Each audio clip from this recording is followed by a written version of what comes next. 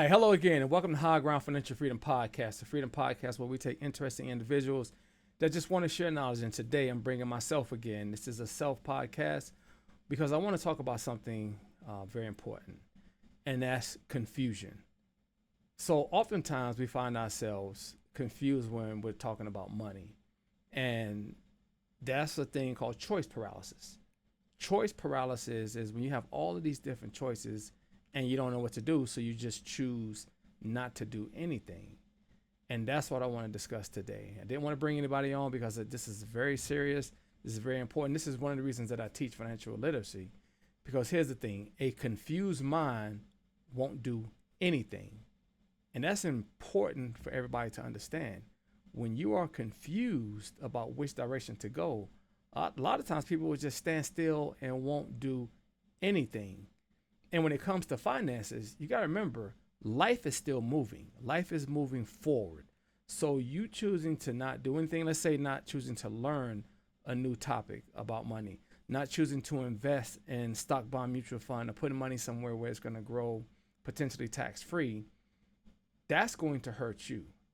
So not taking any action because you have so many choices, that's not a good choice. So that's what I really want to discuss. So how do we get out of that? How do we see all of these things around us happening and then choose to get out of it? Well, it's simple. You take action. And I know it's like, okay, man, I got to take action, but I got a lot of things going on. And here's the thing, money isn't everything. True, money isn't everything, but so isn't sitting back and just living paycheck to paycheck or struggling about bills or just stress in general surrounding money. Life is going to happen. Inflation is going to happen. Taxes are going to happen.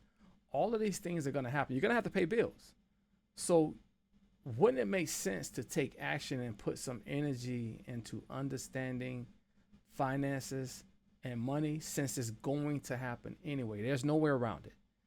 The system that we live in, the country that we live in, okay, we buy and sell goods. That's a way to live. You have to go to the store. You have to buy food, vegetables, meat, dairy, nuts, some type of substance to put in your body. So if you have to do all of those things, wouldn't it make sense to learn a productive way of getting around it or executing that? And so number one, take some type of action. That's the first thing I want you to do. Take action. So what does that mean? Okay, well, let me look at it.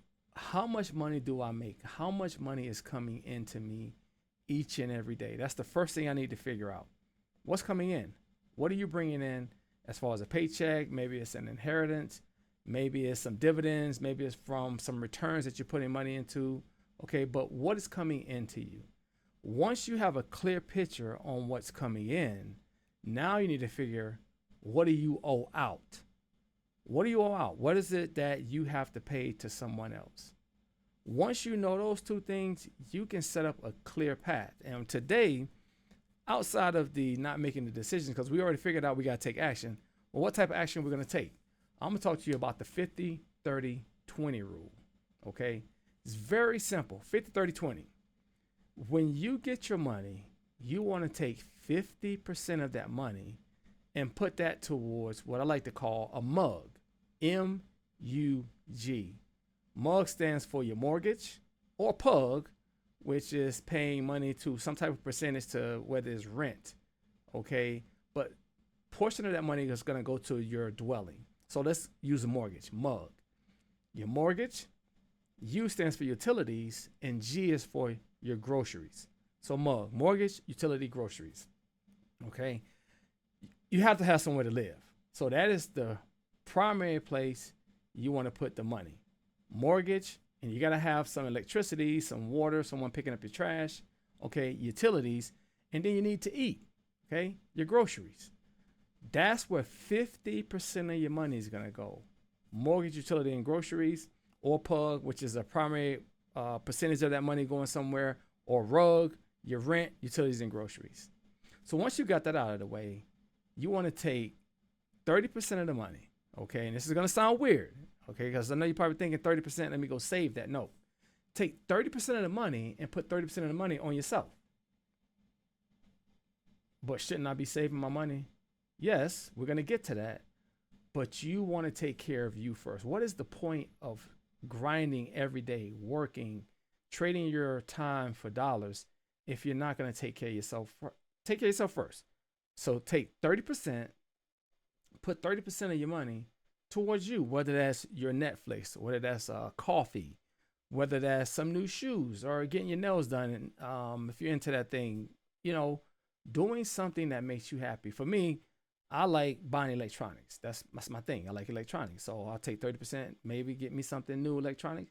Or maybe there's something that I might, let's say a comic book or something. That's some of my interests around that.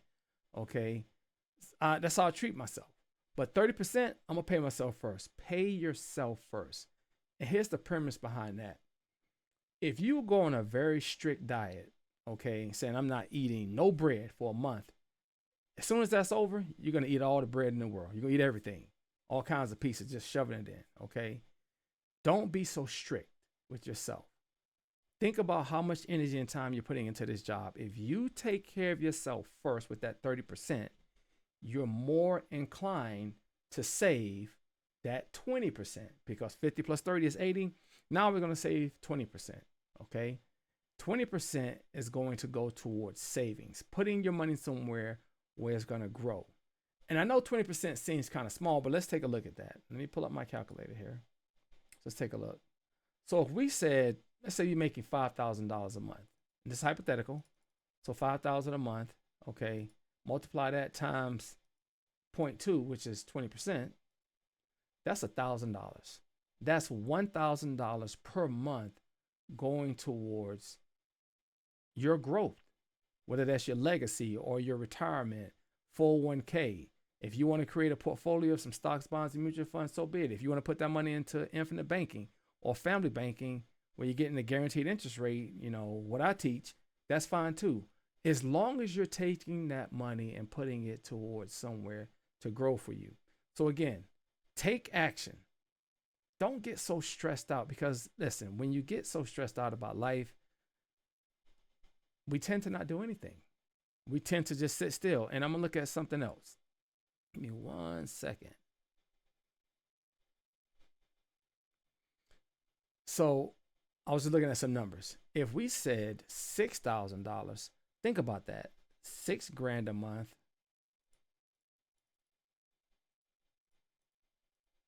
That's $1,200 a month.